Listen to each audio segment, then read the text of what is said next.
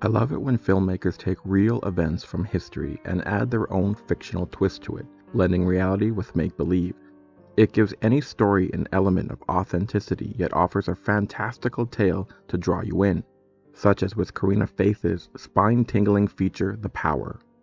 Written and directed by Faith, who hasn't made a full-length film since 2005's Ashes, The Power is set against 1974 London, in the midst of a labor crisis that saw the government conserving energy during a coal mining strike that plunges the city into darkness during the evenings for months.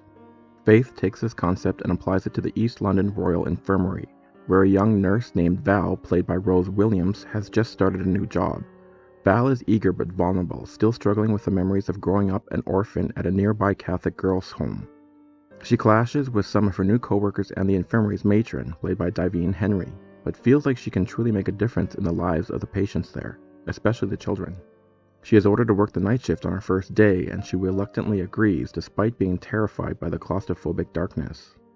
As the light of day disappears, the hospital hallways go dark, and Val is left to care for a handful of patients alongside a skeleton crew who all seem to know about her past, including accusations of sexual abuse. Throughout the night, Val is haunted by whispers in the dark, the lingering smell of burning, and a terrifying entity that exploits her vulnerability as a means to flourish and terrorize anyone who gets in its way. Faith is relentless with fear in The Power, ensuring its audience is never at ease for long once the mood has been set. While calming color tones seem to offer up a false sense of security, dark rooms and empty halls are used to instill dread, and callous characters are utilized to heighten the tension. There are some truly terrifying scenes and scenarios in The Power, such as William's masterfully freakish body contortion on the floor of one of the hospital rooms. But the fear isn't always paranormal, as Faith alludes to the very real institutional abuse that was only just unraveling at the time in which this film is set, as well as the class politics that was rampant during the 1970s. The Power falls in with the growing list of low-budget horror films that distance themselves from your typical Hollywood horror feature, in that it takes its time, refuses to rely on jump scares, and takes an almost minimalistic approach to its scenery and its style. If you're a fan of films like St. Maud, The Lodge, and even The Blackcoat's Daughter, chances are you'll enjoy The Power, which is hands down one of the best horror films of the year so far.